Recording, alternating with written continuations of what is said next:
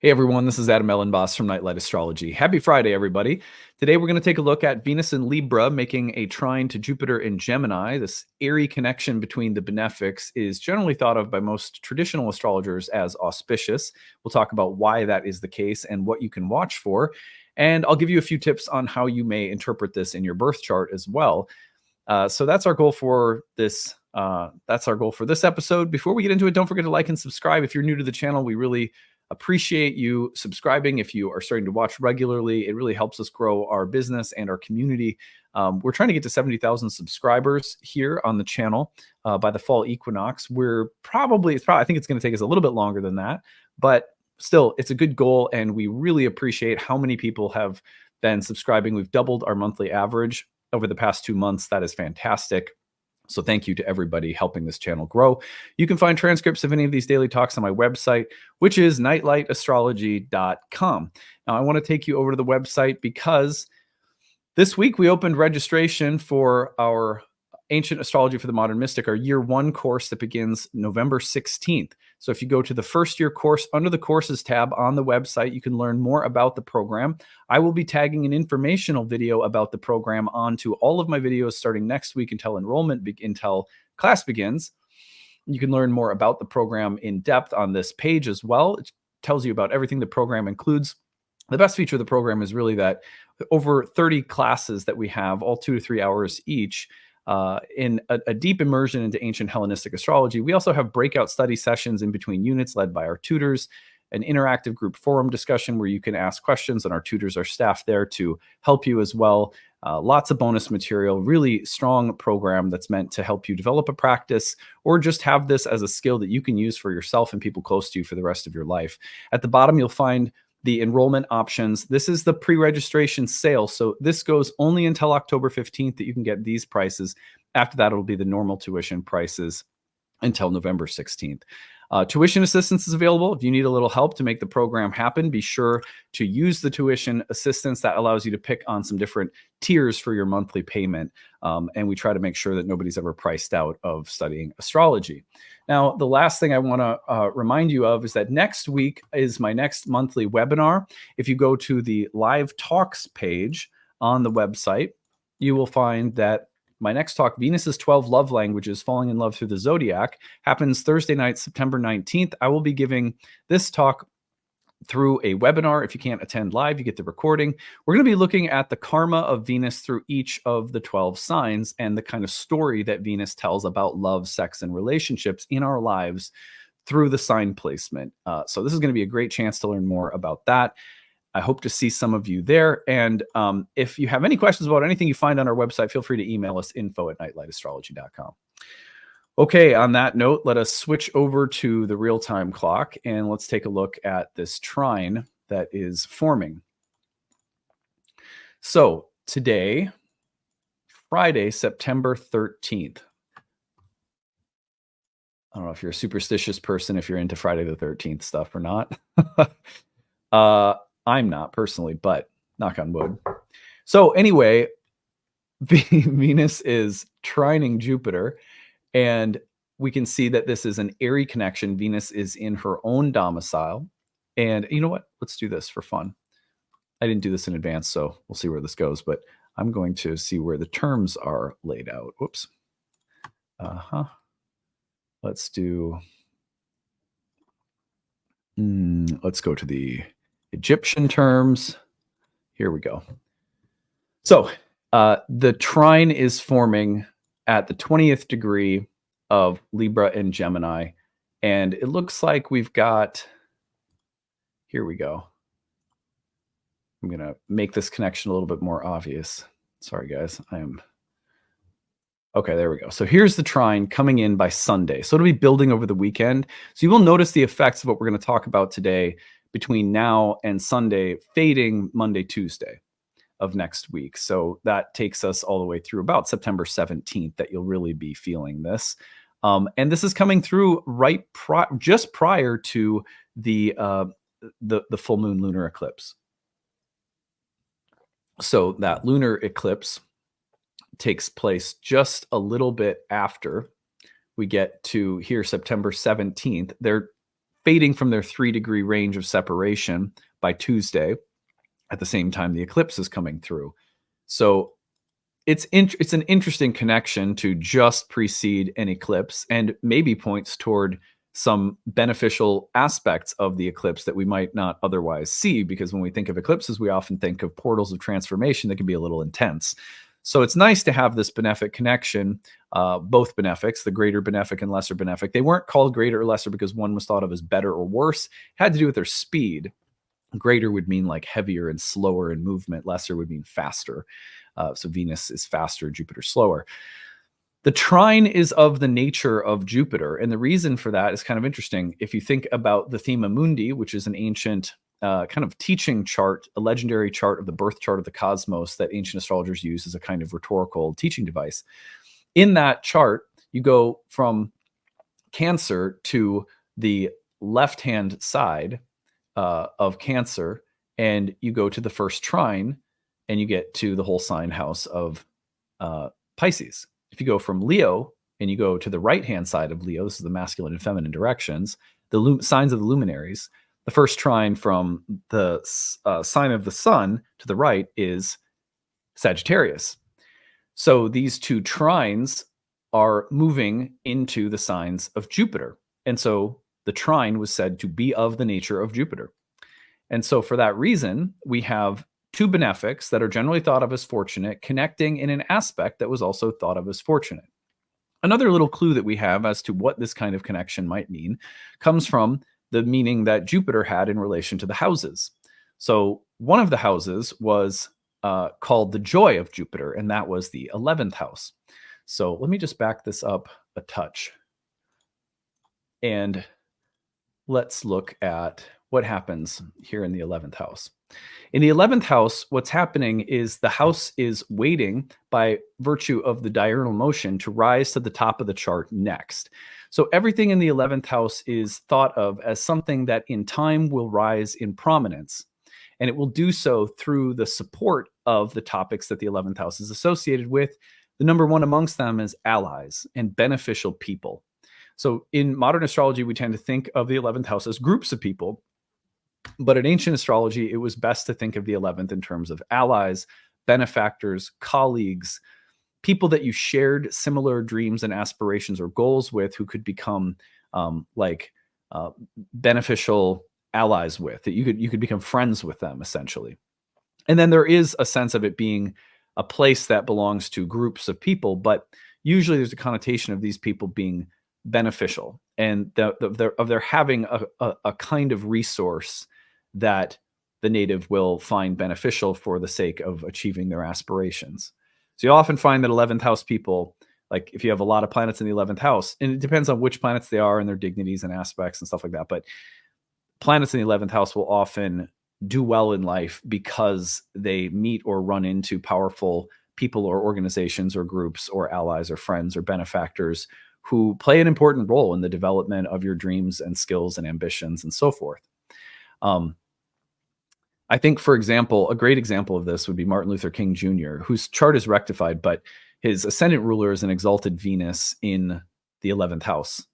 And so one of the things that was seriously important for the development of his success as an activist was the amount of beneficial political and social connections that he was able to make throughout his life that aided in his success as a civil rights leader.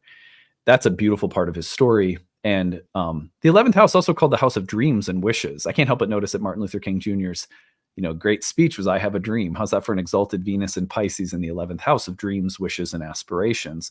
The 11th house is associated with dreams and aspirations, but also anything that is conducive to realizing those dreams. And usually that has a social connotation in the 11th house of being about people.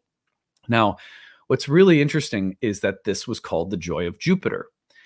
And so when we think about trines, the nature of the trine is tied intimately in ancient astrology to an entire dignity class called triplicities. The triplicity rulers are a specific kind of ruler that exists for all of the signs by day or by night. I won't get into that now, but the point is that triplicity rulers are often utilized in order to understand where we might find greater communal or social support from allies, groups, benefactors, etc. And so there is this ancient tie between triplicities and Jupiter and the 11th house and the trine aspect, and this sense of finding people or resources or aid or colleagues or friends or community that is both inspirational and supportive. So all of that is to say that when we have a trine from Jupiter with Jupiter, and then we have the other planet, Venus, and they're both in air signs, now we're starting to see the emergence of a pattern. So that pattern, for example, may also utilize the element of air. This, to build the delineation here, we can use the element of air. Air was one of the broadest things that was said about air by ancient astrologers, is that it referred to the social realm of human beings, human communication, human ideas and thoughts, and the kind of commerce of ideas and thoughts and social exchange. These were called sometimes humane signs. So you have a sense of trine between two planets in air signs, and a heavy emphasis on Jupiter through both the nature of the trine and the trine to Jupiter itself, suggesting that there will be an exchange of ideas and beneficial social connections between people present. Now, the thing that doubles down on this delineation, that amplifies it, is Venus. Venus herself was called the goddess of good fortune.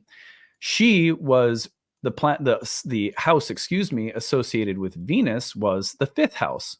So we're placing Venus in the 5th here. In the 5th was intimately tied to the 4th house, which was called the resting place.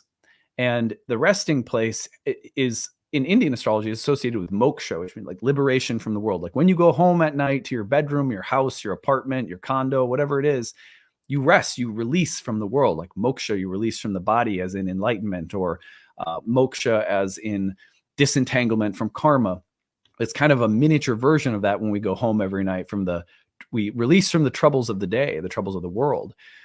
So the 5th house, as a house that was adjacent to the 4th and supportive of it, in part of its nature was to aid and assist in the development of moksha, which is why the 5th is associated with pleasure and relaxation and enjoyment and sensuality, because these are things that usually accompany rest and relaxation. You go home in the evening, you make love. You go home in the evening, you watch Netflix. You go home in the evening, maybe you play an instrument, or you go out to eat with friends. But the point is that creative fulfillment and sensual enjoyment and relational fulfillment and enjoyment are things that aid and assist in the development of the resting place. So that's a big part of the meaning of the 5th house. This was why it was called the joy of Venus, the 5th house was. Now, Venus is therefore aiding and assisting in the enjoyment of life. Now, in Libra, Venus has a pretty high level of sophistication, and she's sophisticated and refined. She's elegant, poised, and very intelligent. So this is a very polished Venus. This is not like the world's most hedonistic Venus, right? Like not as like sensual and like, let me stuff my face with pizza or pie like Venus and Taurus. No, Venus and Taurus is very lovely and refined too, but Venus and Taurus is much more earthy, is what I'm saying. Sorry. Anyway, so Venus in Libra suggests a level of social sophistication and refinement. But she's also interested in pleasure and creative fulfillment. She's very social. Now she's connecting with Jupiter, this planet that suggests beneficial social contacts and exchange, in the sign of Gemini, which can suggest a multiplicity or a kind of busyness. And all of a sudden, we get this beautiful delineation of very beneficial, enjoyable, sophisticated, and multiple contacts with people or ideas. Or we get the idea of kind of like a bustling workshop of people and ideas and beneficial connections that could sweep by in a matter of a couple of days. And so from that, maybe we draw one or two things that are really nice and useful. But still, it's sort of like, if you've ever been to a professional conference in your field, whatever your field is, if you have one, like if I go to an astrology conference, I often find that it looks like this aspect. I meet lots of people. I make lots of connections. I get lots of ideas. I get lots of inspiration. I feel fulfilled creatively and socially. There's a feeling of harmony and it's beautiful. And there's a lot of smart people. Like I always meet, people at astrology conferences know a lot of astrology and I learn a lot. Right. And so you meet diligent students and stuff like that. That's the kind of vibe that I get from this transit overall. We have socially refined Libra coming in with bustling, busy, multiple Jupiter in Gemini, which might be filled with a lot of ideas. The only thing I could see here being a little bit of an issue between Libra and Gemini in this sense is that Libra wants things a little bit more organized and focused, and clearly delineated boundaries are a big part of Libra because Libra is also the exaltation of Saturn. Gemini, thoroughly mercurial, right? And yet look at where the rulers are. Venus is in her own domicile, and we have Mercury, the host of Jupiter, with an aspect to Jupiter in its domicile and exaltation of Virgo. So we have well-resourced benefics right now, in other words, and they're able to provide, I think, skills, tools, people, and like pleasant, uplifting, exciting, inspiring exchanges. So I feel like this is one of the more benefic transits of the year. I had this circled at the beginning of the year when I do all of my research for the year ahead. I usually have a few that I'm like, that one looks really nice. Now, there are other things swimming in the air that make this a little challenging. For example, we have a lunar eclipse following closely on the heels of this. This connection may be, although this looks like a very beneficial aspect, this aspect could facilitate some moments of weightier decision making or something more serious that follows immediately on the heels of this. So it's like, look, how many times have you been excited by something? Let me turn this off now. How many times you've been excited by something or found beneficial people or ideas or exchanges only to realize that the implications lead you immediately into some heavy decisions? Could be something like that, given that the lunar eclipse is following so closely on the heels of this connection. But I don't think that's a killjoy. I feel like, good things are sometimes followed by important choices or crossroads that we find ourselves at, because new resources, new people, new ideas, new skills, a new and inspired sense of what is possible will often lead to a more serious reckoning with what is or what needs to change for this opening to, come through. The benefits of this opening to be received. So the other thing that I think is interesting about this, I like looking at the term rulers, and I haven't done this for a little bit on the channel. I think it's fascinating that Venus is in the bound of Jupiter. She's in her own domicile, so she's really strong, but she's in the bound of Jupiter. So she also feels like she has to give something to Jupiter. She has to provide something for Jupiter, from Jupiter, okay?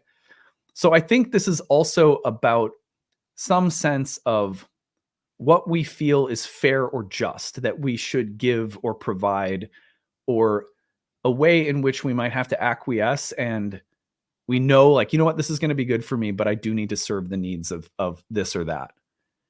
I could see that happening because when you have a planet in the bound of another planet, it is bound or obligated to that planet in some way. So this trine suggests that Venus is also giving something that she might feel somewhat bound or obligated to give to Jupiter.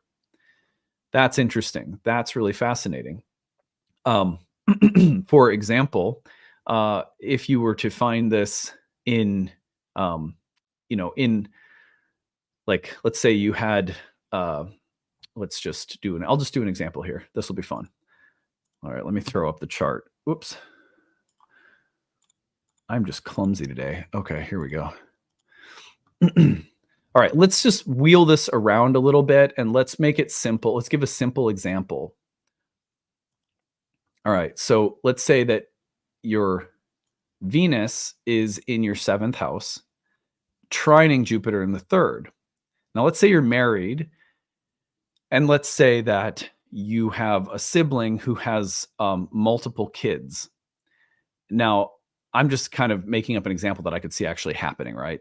So this might mean that let's say your husband or your wife is going to do something with their brother or their sister, or your brother or your sister, and their kids.